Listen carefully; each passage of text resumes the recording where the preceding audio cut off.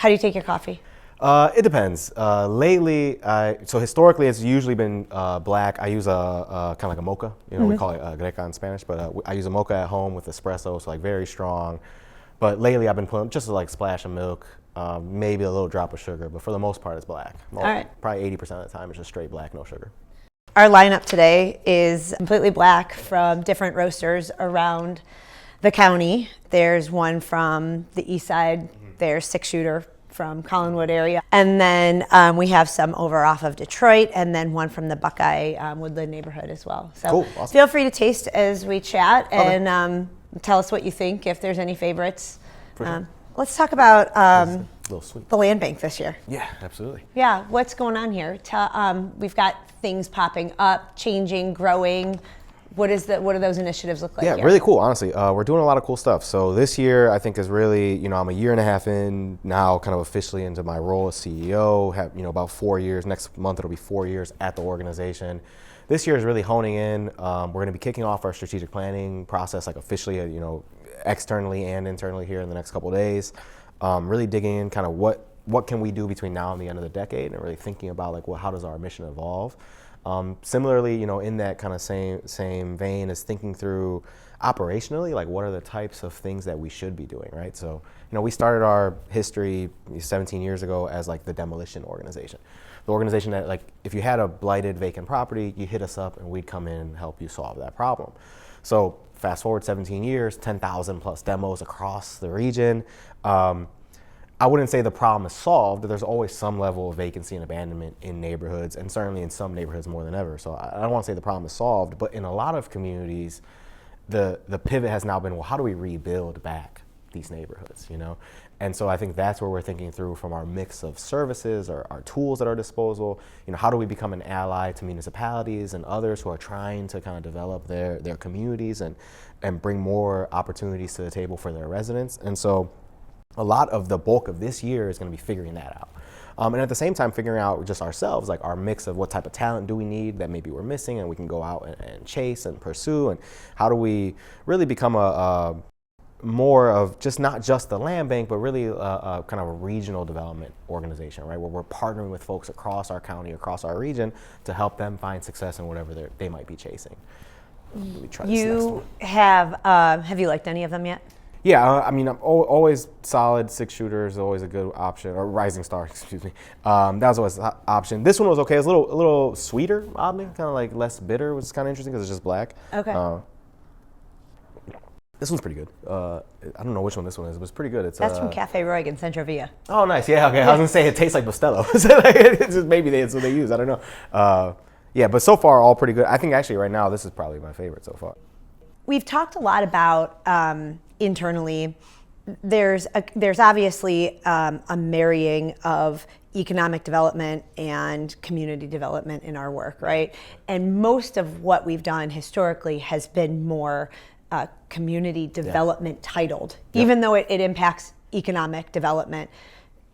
From what you just said, it feels like we're paying more attention to economic development a little bit. And how does that fit in with what we're doing? And is that the case? Yeah, I think that's pretty accurate. I think at least calling it economic development. I think to your point, we've always kind of done economic development, whether it's going in and cleaning a site or holding it on behalf of a municipality, or, RFPing a site in partnership with a municipality and helping them find an end user. We've kind of always done some level of that, really a lot of land aggregation, right? Putting land together for bigger deals.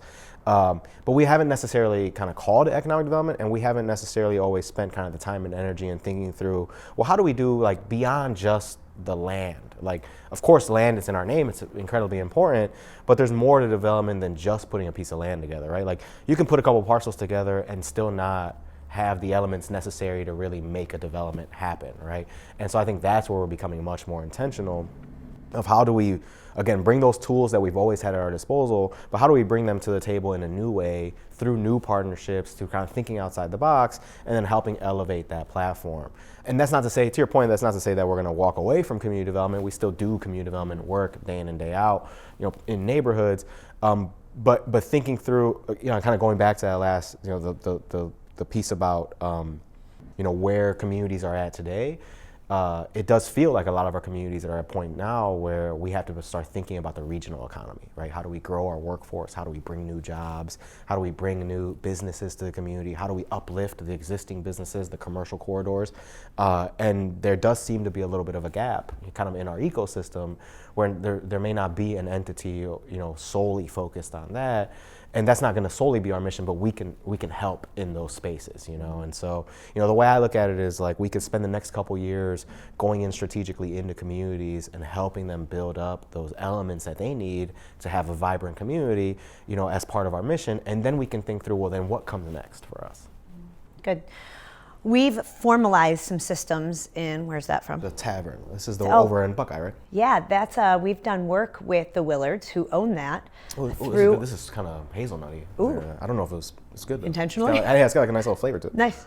Yeah, that's who we've done work with. Yeah, we've done some really cool work with them over the years. Yeah, through our charities. Yeah. What kind of systems have we formalized over the past few months to help us move this forward, to help us move this next step of economic development forward? Yeah, we've kind of been working, top to bottom, thinking through how can we just really, become more of like an institution, a civic institution. And so with that, we've established like true HR. We've got like an HR system in place. We're working, we're moving our accounting system to a much more robust accounting system that will give us the opportunity to have dashboards and reports like in real time. We're looking at options like Power BI and others where we do a lot of work on Excel, like I think a lot of nonprofits do. So that's awesome, and we should continue doing that. Sometimes it's necessary, but where possible, can we have a more centralized approach? We've really been working. We have PPS, our own proprietary system to manage our parcels, and we're thinking through, well, how can we use that now to track, engagement with potential donors? How can we use it to track our vendor engagement and finding ways to almost build like a CRM, like our own CRM in-house? So I think kind of all of these things collectively are just positioning us to be a much more proactive organization, where I think, like most nonprofits, I think the reality is that we've kind of always been reactionary because we've had to be, there's an issue there, let's jump on it and solve that issue. And we'll always continue to do that to some extent, for sure. But the best of our ability, if we can become proactive and say, hey, we think this is going to be an opportunity for us, or XYZ mayor, we think there's a chance for you to do this really cool thing here. Why don't you let us come in and help you do that?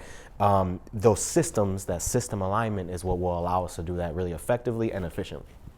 What are some tools you think are tools that we, as the biggest land bank, regionally, even nationally, regionally, what tools are at our disposal that would be beneficial for municipalities to know more about that could help them?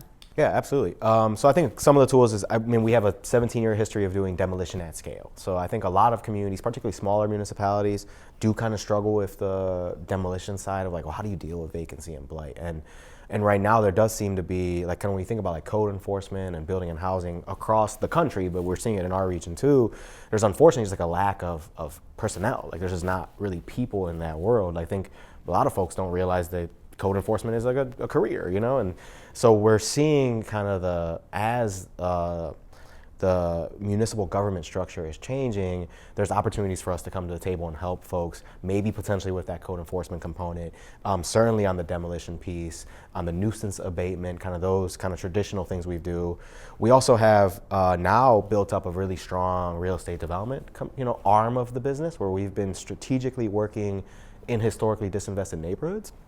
And so now we have the ability to go into communities.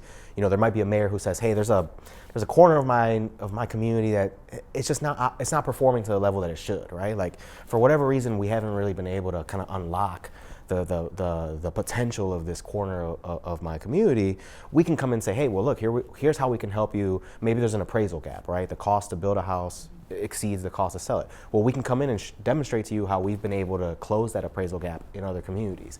Maybe there's a couple parcels or a commercial corridor that's has a little bit of latent value, right? Where you can kind of see that there's the bones of what could be like a strong kind of corridor, but it's not there yet. Well, we're working actively and going into communities and helping them kind of spruce up those regions of those areas in their community. So I think that's tools that we have at our disposal.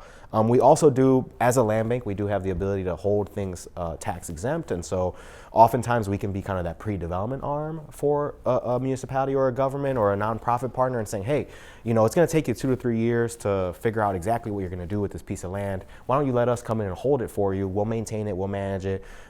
You'll get a little bit of cost savings, but it buys you the time that you need, and you can stave off kind of the speculative investment in your community. We can be that asset to help you find kind of long-term success. So I think there's a bunch of different ways that we do this, and it feels like it's evolving in real time, like all the time, right? Where we're constantly getting reached out to and saying, hey, can you guys solve this problem? And hey, we have this new issue. Any chance you guys could help us there? So I think it's a constantly kind of changing, opportunity for us, but that's why I think land banks are so unique, in that we have such a unique kind of skill set and toolbox.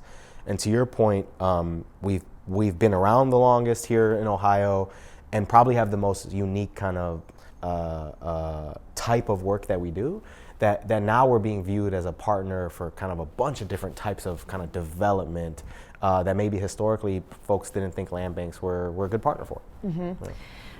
Try this last I think, which one is that? Let go. Nice. Oh, yeah. That's pretty good. It's a little bitter. It's probably the most bitter of the 5. You're with Cafe Roig so far as your top yeah, choice? I think let me try it again. It's the smoothest, I think. I'm going to be so wired. Yeah, Cafe Roig's the smoothest for sure. Okay. I might have to do another round. Pan through. Yeah. We've layered our tools in places like Warrensville Heights, in Maple Heights, in Circle East specifically, where we not only layered tools in an existing community, but we're taking something that needed work from the ground up, essentially. Are those layered projects offering the efficacy and the substance to other communities to see how well we can do our work? Are those examples, or no, definitely. I mean, those are definitely examples, and I think it shows the community kind of how we can operate, and the different types of resources we can bring to the table. And so I think that's exciting. And I would say what, in addition to not just showing kind of communities what we can do from like us, I think it also gives other communities an example of like, oh, like I have a region of my community, or I have a corner of my neighborhood, or I have a corridor where those same tools can be deployed. And so it might not be the symptoms may not be the same, right? Where, one community might be stronger than the other one, or one might need housing where the other one needs commercial, but the medicine can be the same in the sense of like inviting the land bank to the table. Let's think strategically of what are you trying to achieve? What are the resources that you need to achieve that, and how can we help you get there? What drives you in this role? Oh man, that's a loaded question. Take another sip of coffee. Well, I think land banks aren't a ubiquitously known entity. No one knows what I do. Yeah, exactly. In a household, in a standard household, no one's like, I can't wait to work for a land bank one day. But then you get here somehow through your career path, and then you get here and you realize how important it is. Yeah.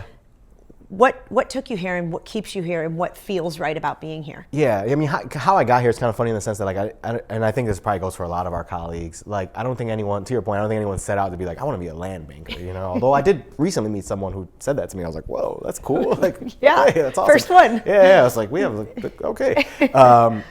But I think it's kind of that mix of enjoying what you do every day, right? Like, I think a lot of us, I would hope here at the land bank, and certainly me, like, enjoy coming to work every day. We have meaningful work. Like, we can see the change, right? Like, you can drive into communities and you can physically see like the work that we're doing. And I do think to some extent, that mix of, liking what you do, being good at it, however you want to however you decide whether you're good at it or not, and actually being able to see like the output of your work is what drives a lot of us to continue doing this work, because it is challenging, right? Like, I don't want to. I always, I was recently speaking to someone who's kind of entering their career, like they just finished, or they're finishing up at Levin right now, trying to like break into the kind of community development world or economic development world, and they were asking like, well,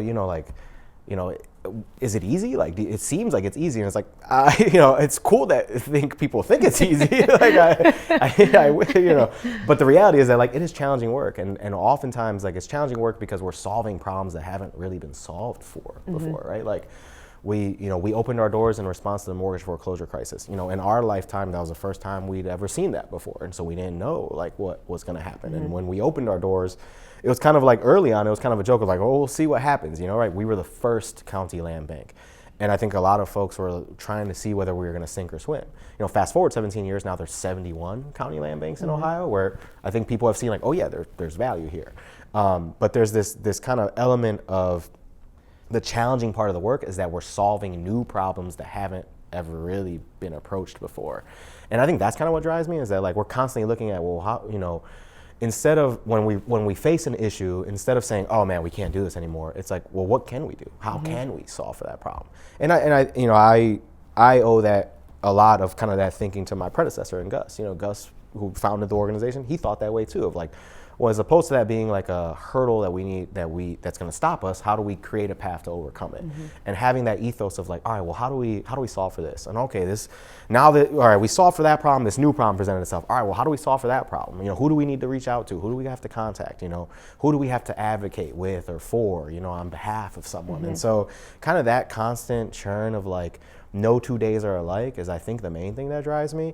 And again, like I didn't really plan to be in this world. It just kind of happened, and it turned out that I was relatively okay at it and having fun doing it. And I think we've built a really cool team of people, like the smartest people I've ever worked with. So I think it all kind of coalesced at the right time, right place, where we kind of struck lightning in a bottle in a way, and now we're able to kind of really think through and how we can become a better partner to the region. If you could walk away from this whenever and you get to say, I accomplished X, so I feel successful in my role, what would that accomplishment be? Oh man, that's a great question. I think what I think about right now, and certainly in kind of in just the local like economy, home ownership seems to be kind of the biggest challenge for most of our communities. And again, that kind of appraisal gap. And so I think I would be comfortable kind of like walking away, so to speak, when there's a clear path to increasing home ownership around the region. I've seen it myself where home ownership as a vehicle towards wealth creation is real. I had the opportunity to live in a house that was, post-recession picked it up for $7,500, you know what I mean? And a decade later was able to sell it, pay off my student loans, and use that resources to be my down payment on my new home, right? Which like could potentially end up being like my forever home, right? So like I'm a living example of like what it means to be in a neighborhood that's kind of like a tipping point neighborhood that's like on the cusp of development, see that development happen, see that wealth creation happen, and then parlay that into kind of like the next step of your life. And so I think about that a lot, and like us like finding success is helping folks find a path to home ownership kind of en masse around our region. And we're lucky in that right now kind of Cleveland and our general community is still relatively affordable to like to become a homeowner, right? There are parts of the country where like a young millennial or like young employee coming into, young professional coming into their career may never have the chance to own a home. Like we still have that chance here in our region.